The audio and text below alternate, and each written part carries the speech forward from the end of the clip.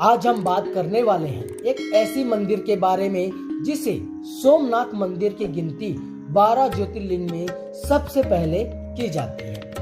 गुजरात के सौराष्ट्र क्षेत्र काठियावाड़ वेरावल बंदरगाह में स्थित सोमनाथ मंदिर आज देश ही नहीं बल्कि दुनिया भर में अपनी एक अलग पहचान बना चुकी है। ये मंदिर गुजरात के वेरावल बंदरगाह से कुछ ही दूरी पर प्रभास पाटन में स्थित है। देश भर के 12 ज्योतिर्लिंग में शामिल सोमनाथ मंदिर का जिक्र शिव पुराण में भी किया गया है। इस ज्योतिर्लिंग के संबंध में मान्यता है कि सोमनाथ की शिवलिंग की स्थापना खुद चंद्रमा ने की थी। चंद्र के द्वारा स्थापना की जाने की वजह से इस शिवलिंग का नाम सोमनाथ पड़ा है।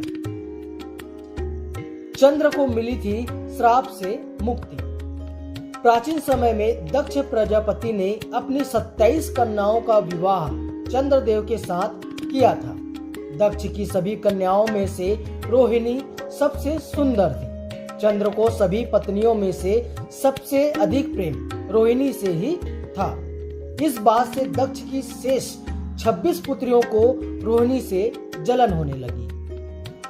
जब ये बात प्रजापति दक्ष को पता चली तो उसने क्रोधित होकर चंद्रमा को धीरे धीरे खत्म होने का श्राप दे दिया। दक्ष के श्राप से चंद्रदेव धीरे धीरे खत्म होने लगा। इस श्राप से मुक्ति के लिए ब्रह्मा जी ने चंद्र को प्रभास क्षेत्र यानी सोमनाथ में शिव जी की प्रसन्नता के लिए तपस्या करने को कहा गया। चंद्र ने सोमनाथ में शिवलिंग की स्थापना करके उनकी तपस्या शुरू कर दी। चंद्रमा के कठोर तप से प्रसन्न होकर शिव जी वहां प्रकट हुए और चंद्र को श्राप से मुक्ति करके अमरत्व प्रदान किया। इस वजह से चंद्रमा की कृष्ण पक्ष में एक एक कला क्षीण होती है, लेकिन शुक्ल पक्ष को एक एक कला बढ़ती है और पूर्णिमा को पूर्ण रूप प्राप्त होता है। श्राप से मुक्ति मिलने के बाद चंद्रदेव ने भगवान शिव को माता पार्वती के साथ यहीं रहने की प्रार्थना की। तब से भगवान शिव प्रभास क्षेत्र यानी सोमनाथ में ज्योतिर्लिंग के रूप में वास करते हैं। ऐसा है मंदिर का स्वरूप।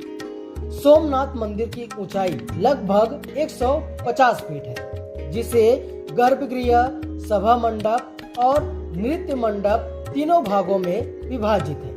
इस मंदिर की शिखर पर स्थित कलश 10 टन वजनी है और यह 27 फीट ऊंचा ध्वजा सदैव इस मंदिर की शोभा को बढ़ाता है। मंदिर की चारों ओर विशाल आंगन भी मौजूद है।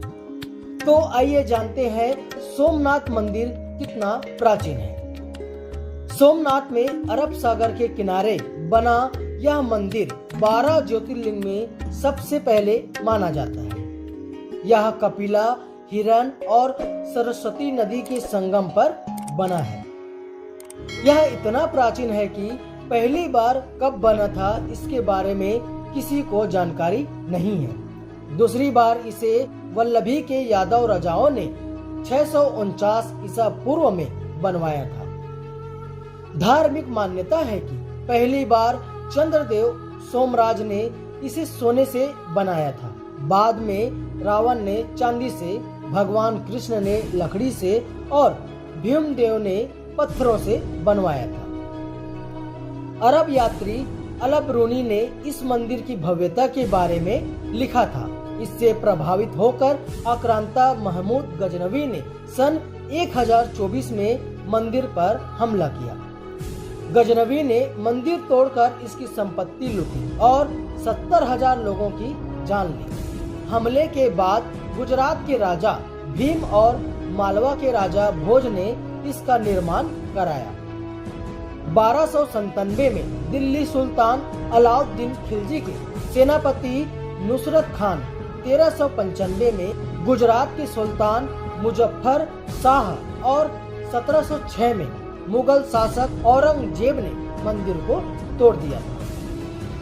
जुलाई 1947 में भारत के गृह मंत्री सरदार वल्लभ भाई पटेल ने सोमनाथ मंदिर के पूर्ण निर्माण का आदेश दिया।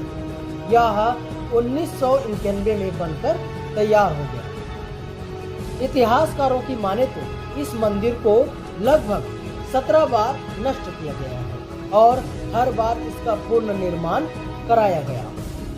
प्राचीन भारतीय इतिहास और आधुनिक भारत के इतिहास में सोमनाथ मंदिर को 1024 में महमूद गजनवी ने तहस नहस कर दिया। मूर्ति तोड़ने से लेकर यहाँ चढ़े सोने चांदी के सभी आभूषणों को लूट ले गए। वह हीरे जवाहरातों को भी लूटकर अपने देश गजनी लेकर चला गया। गजनवी ने यहाँ की शिवलिंग को तोड़ने का प्रयास भी किया। हालांकि शिवलिंग के न टूटने पर उसने आसपास आग लगवा दी थी। भारत की आजादी के बाद सरदार वल्लभ भाई पटेल ने नए मंदिर के निर्माण का संकल्प लिया। 1950 में मंदिर का पुनर्निर्माण शुरू हुआ। 6 बार टूटने के बाद 7वीं बार इस मंदिर को कैलाश महामेरु प्रसाद शैली में बनाया गया। 1995 में इसे राष्ट्र को समर्पित कर दिया। तो यहाँ रही सोमनाथ मंदिर से जुड़ी जानकारी और उनका इतिहास। अगली कड़ी में हम जानेंगे 12 ज्योतिर्लिंग के दूसरे स्वरूप के बारे में। तो यह जानकारी आप सभी को कैसी लगी मुझे कमेंट में बता सकते हैं। आगे आपसे फिर मुलाकात होगी। तब तक के लिए जय हिंद, जय भारत, जय छत्तीसगढ़। धन्यवाद।